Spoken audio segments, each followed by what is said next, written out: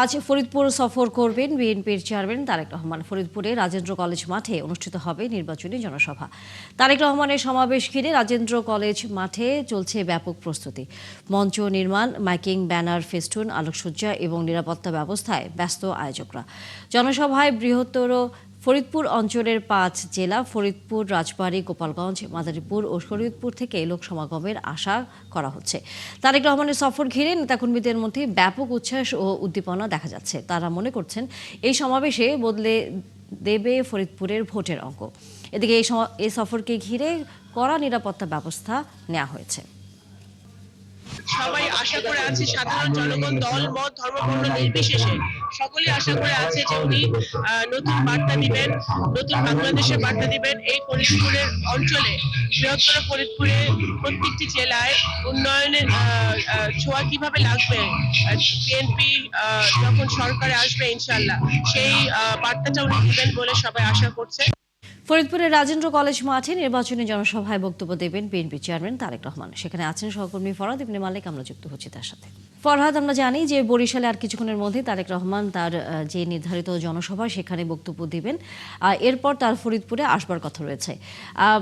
আনুমানিক সেই হিসেব করে কটা নাগাদ আসলে ফরিদপুরে তিনি এসে পৌঁছাতে পারেন, এবং একই সাথে সেখানে যে নেতাকর্মীরা এরই মধ্যে উপস্থিত হয়েছেন তাদের কাছ থেকে কি ধরনের প্রতিক্রিয়া পাচ্ছেন তারেক রহমানের এই আশা উপলক্ষে?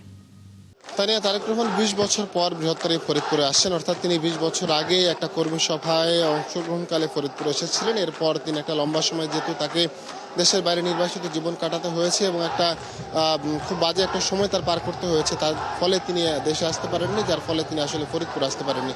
এই ২০ বছর পর যে তার আসা, ২০ বছর পর যে বৃহত্তর ফরিদপুরে আসা, এই উপলক্ষে কিন্তু বৃহত্তর ফরিদপুরের যে ৫টি জেলা রয়েছে সেই 5টি জেলার মানুষ কিন্তু খুব উৎফুল্ল, খুব আনন্দিত। এই যে রাজেন্দ্র কলেজের যে মাঠটা রয়েছে, বড় মাঠ, বিশাল মাঠ, এই মাঠটা কিন্তু অল্প সময়ের মধ্যেই কানায় পরিপূর্ণ হয়ে যাবে। অর্থাৎ কারণ তিনি বিএনপি চেয়ারম্যান তারেক রহমান আসছেন। এখানে 15টি আসন রয়েছে, মোট 15টি আসনে 15 জন প্রার্থী রয়েছেন, বিএনপি মনোনীত প্রার্থী। আমরা নেতা কর্মী সহ সমর্থক যারা রয়েছে, সাধারণ মানুষ যারা রয়েছে, তাদের সাথে আমরা কথা বলেছি। তারা বলছেন যে একটা লম্বা সময় পর তারেক রহমানের দেশে আসা এবং দেশে আসার পরে বৃহত্তর ফরিদপুরে আসা, এটা একটা ভিন্ন একটা মাত্রা যোগ করেছে তাদের মাঝে। যে তারা আসলে একটা লম্বা সময় যাবত যেমন তারা একটা অভিভাবক শূন্য অবস্থায় তারা ছিলেন।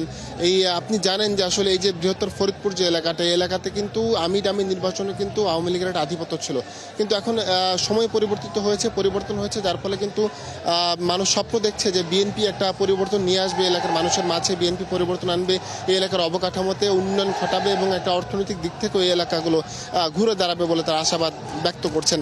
পাশাপাশি বিএনপি চেয়ারম্যান তারেক রহমান নির্বাচন ঘিরে যে সকল দিক নির্দেশনা দিবেন দলকে উজ্জীবিত করার জন্য, 15টি আসনই বিএনপির ধানের শীষকে বিজয় করার জন্য, সেই নির্দেশনা তারা মানতে প্রস্তুত রয়েছেন এবং তারা সর্বদা সচেতন রয়েছেন যে কোনো রকমের গুপ্ত কোনো সংগঠন, গুপ্ত কোনো দল বা গুপ্ত কোনো গোষ্ঠী যাতে কোনো রকমের একটা সংঘাতের পায়তারা সৃষ্টি না করতে পারে, সেই জন্য তারা সচেষ্ট আছেন।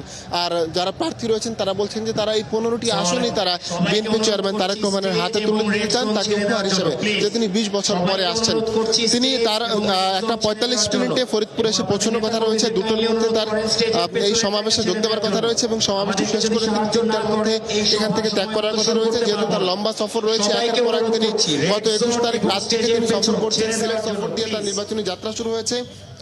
এরপর তিনি চট্টগ্রাম, কুমিল্লা, নারায়ণগঞ্জ, ব্রাহ্মণবাড়িয়া, সিলেট, ভৈরব, নরসিংদী সহ বিভিন্ন জায়গা, উত্তরবঙ্গে রংপুর, রাজশাহী, দিনাজপুর, বগুড়া, নানা রকমের জায়গা, সিরাজগঞ্জ, টাঙ্গাইল, সব জায়গায় তিনি ভ্রমণ করেছেন। আজ বরিশাল ভ্রমণ করছেন এবং ফরিদপুরের যে বৃহত্তর ফরিদপুরের 5টি জেলা। আমরা ফিরবো যখন ফরিদপুরে তারেক রহমান এসে পৌঁছবেন এবং জনসভার খবর তখন আপনার কাছ থেকে জানবো। ধন্যবাদ আপনাকে এখনকার মতো। দর্শক, সহকর্মী ফরহাদ ইবনে মালিক ছিলেন আমাদের সাথে।